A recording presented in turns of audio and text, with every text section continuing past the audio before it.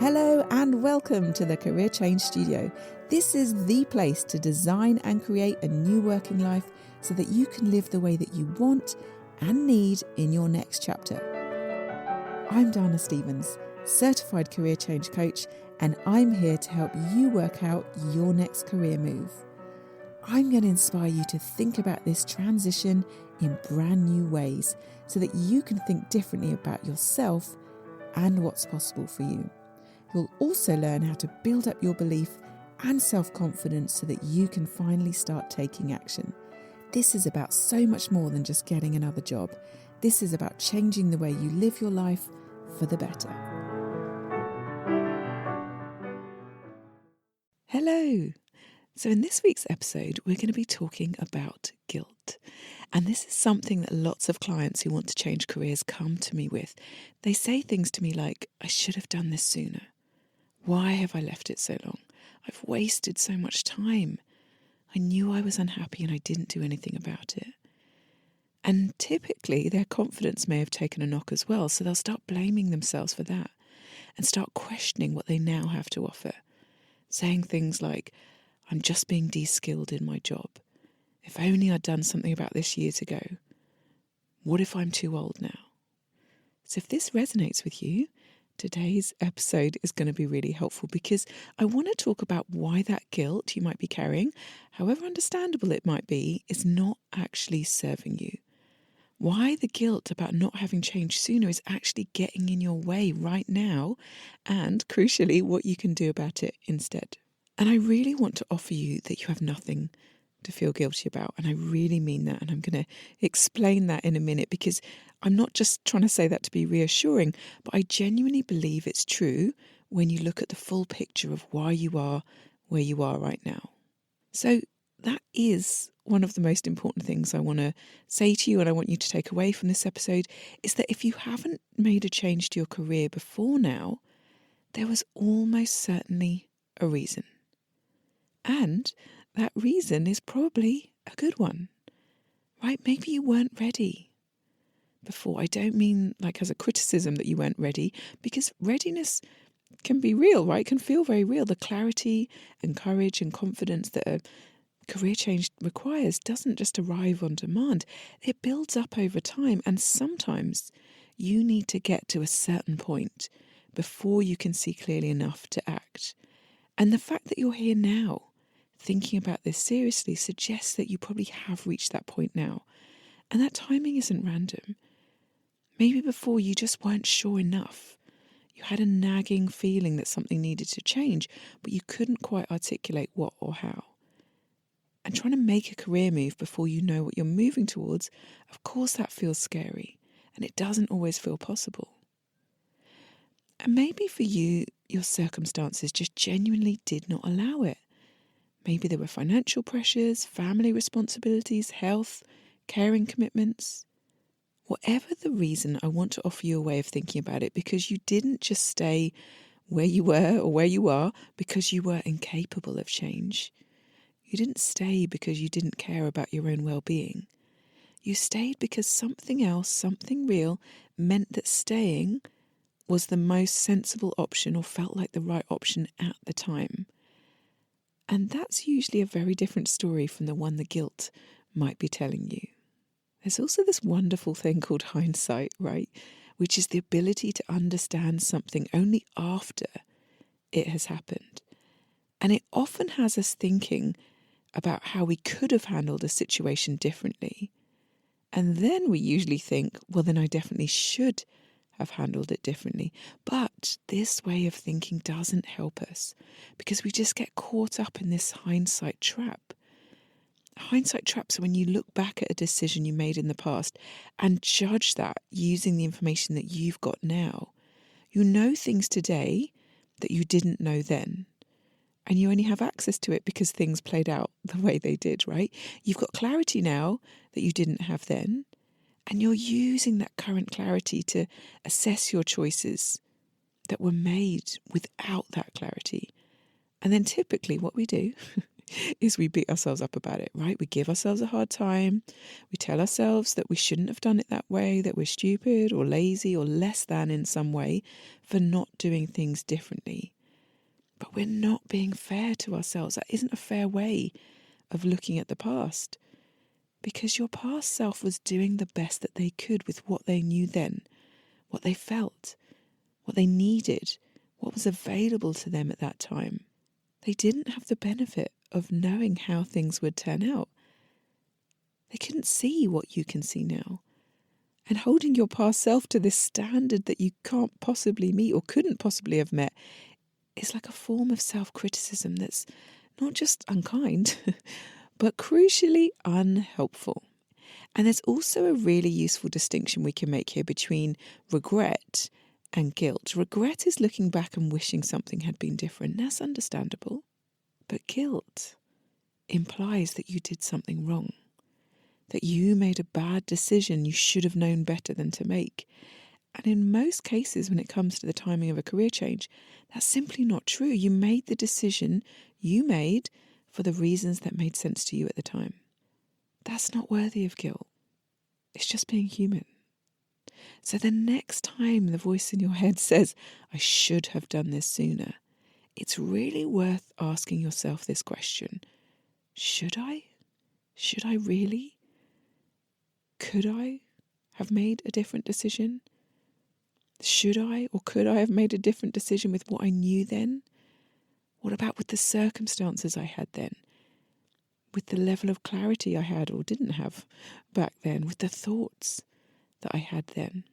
Usually when you look at it honestly, the answer is no. You couldn't have done it sooner. You did it when you could. Or you're doing it now, right? You're here now today. Now, sometimes the reasons that you stayed in a job that wasn't working might actually have been a deliberate and considered choice. And sometimes what happens is along the way, in the frustration and guilt about not having changed yet, you may have forgotten that. I'll give you an example that I see lots of times with my clients, right? I've worked with quite a lot of women who stayed in a job specifically because it was flexible. Because it meant they could do the school run or be there when their children were ill or not miss the things that mattered. They made a conscious decision that at that stage of their life, being present and available for their family was the priority. The job was the vehicle for that, and it served a purpose. And yet now, a few years on, they're giving themselves a really hard time, telling themselves that they've wasted time, telling themselves they should have been braver, or more ambitious, or more proactive. And I have to keep saying to them, wait, this is what you chose. This was a deliberate decision you made based on what mattered most to you at the time. That's not something to be ashamed of. That's actually something you can be proud of. But for you, maybe you've stayed in a job because you needed the money and leaving wasn't financially possible. Maybe you stayed because you were supporting someone else and you didn't have the headspace to deal with a career change on top of everything else. Maybe you stayed because you were going through something difficult in another area of your life and the stability of a familiar job was what you needed. Honestly, I hear that a lot. People who maybe were going through mental health struggles or a big life change, maybe a divorce. And yet years later, they're still giving themselves a hard time. Oh, I should have made a change. No, maybe you needed to protect yourself. Look after yourself in that moment, and changing jobs just wouldn't have been the right decision for you. None of them are evidence of poor judgment or weakness. They're evidence that you were weighing up what you needed and making the best call available to you. And I really want to explain why this matters so much, why it's so important that you don't keep telling yourself this false story, this false narrative, and why you need to reclaim what actually happened. Because when you gloss over the fact that you made a conscious and considered choice, and instead you tell yourself, you rewrite it as you just drifting or failing to act or just being lazy or whatever, something really damaging happens. You start to build up this story about yourself as someone who doesn't know what they want, or someone who can't make good decisions, or someone that's indecisive, someone who just lets things happen to them rather than choosing. But that story generally isn't true. You did know what you wanted or needed in that moment. You did make a decision. You just made a different one than the one you might make now. And that's okay, that's allowed. This is what it means to be human in a life that changes over time. Reclaiming, re-understanding that those choices were conscious and intentional rather than failures is really one of the most important things you can do for your confidence right now. Because if you can trust your own past decision making, then you can start to trust the decisions you're about to make. And that trust is exactly what you need to move forward. Because let's just focus a little bit more on what that guilt is really doing, because it's not just an unpleasant feeling that you're carrying around. It's actively getting in the way of what comes next. The first thing it's doing is taking up space, usually, lots of space in your head. Every moment you spend in the thought, I should have done this sooner, is a moment you're not spending on figuring out what you want to do. The guilt is like this huge distraction. It keeps your attention firmly on the past, on the time you feel you wasted, on the decisions you feel you got wrong, and away from the future that you're actually trying to build. It's just not useful thinking. It's circular thinking, an unconstructive thought cycle, and it costs you time and energy that you could use, that you need for something else, right? For moving forward. And the second thing it's doing is quietly telling you this story about yourself, a story that isn't true and is not helpful. It's reinforcing this idea that you're someone who doesn't take action, someone who lets things drift, someone who can't be trusted to know what they want or do something about it. And if you tell yourself that story often enough, you start to believe it. And when you do believe it, it affects how you show up in this process of making a change, or stops you even doing it at all. It stops you from feeling confident or decisive or trusting your own judgment. And this guilt about the past starts to directly undermine the confidence you need for your future if you let it. The two things are really deeply connected, and that is why letting go of it, letting go of that guilt, is not just a nice thing to do for your own well-being, right? It's a really practical necessity for the work ahead. It's really hard to build real momentum towards your next chapter while you're still dragging the weight of judgment about your last one, right? That weight of judgment that you're putting on yourself will drag you down, will weigh you down. And the two things start being in direct competition. So you need to put one of them down. You can put one of them down. So I suggest you do. Put down the guilt. You don't need to carry it forward with you. So what do you actually do with all of this, right? I don't want this episode to just be me telling you just to stop feeling guilty without giving you something practical to replace it. You know, whenever we're changing our thoughts, it's not just, I want to stop thinking one thing. It's really helpful for us to put a more helpful, more constructive thought there in its place and strengthen and build our belief in that. One of the most useful steps, most useful things you can do as a starting point is to build this awareness. So the next time you notice that voice saying, I should have done this sooner, I want you to actually notice it, name it. You might even say to yourself, there is that guilt thought again.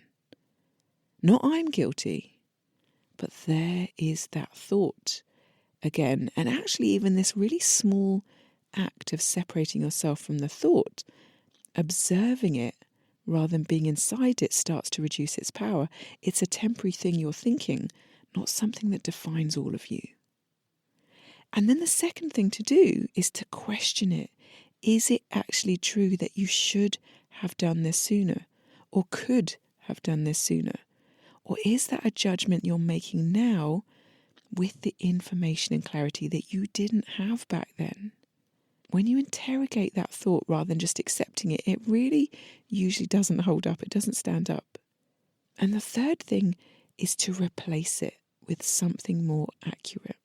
Like I said, this is about giving your brain something else to strengthen, to believe in instead. Not a forced positive affirmation, right? But something honest and more useful, a useful version of the story, right? So that might be something like, I didn't change sooner because I just wasn't ready.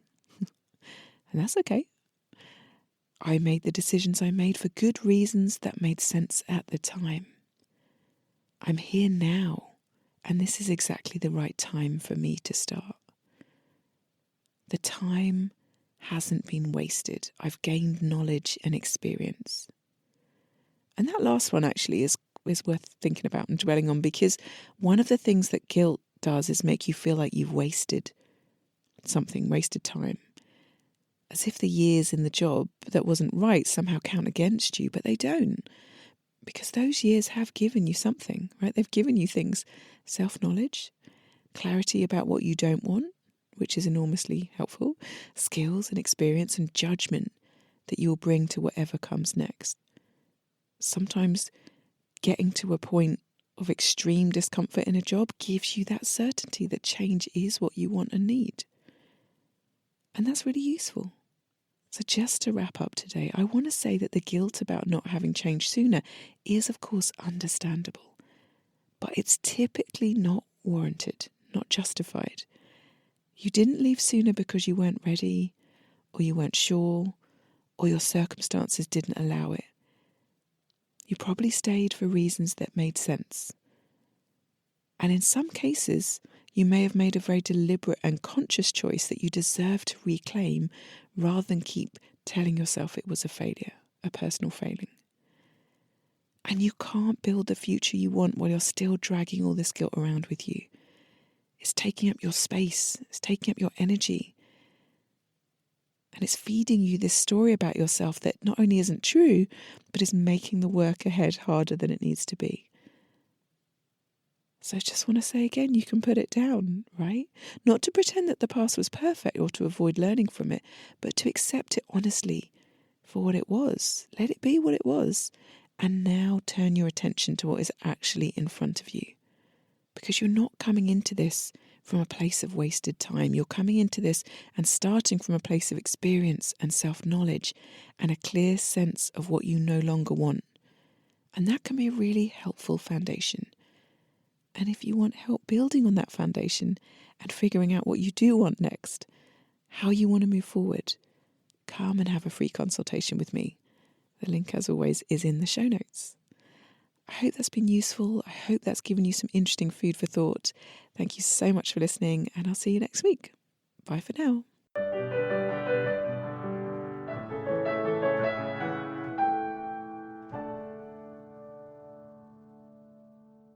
And if you want to start making changes to your working life, come and talk to me. You can book a free consultation with me where we'll talk about your personal situation, what's really holding you back, and what you can do differently to start making changes. I'll let you know what type of career change coaching is going to help you, and you can ask me any questions about your personal situation or about my proven process, the Life First Career Method, a method that helps people like you change your career so that you can change your life. Just visit my website, danastevens.com. That's DANASTEVENS.com, and click on the link to book a consultation. Or you can find the link in the show notes. If you've enjoyed this podcast, make sure you get your weekly fix of inspiration and career change guidance by clicking follow or subscribe wherever you get your podcasts. And if you'd like to rate and review the podcast, that would really help me get this in front of people who also might be feeling stuck and lost. So I'd really appreciate your help. And if you know anyone, friends, family, even colleagues, who might be thinking about changing careers, please do share this podcast with them. You might just be the person that helps them change their lives for the better.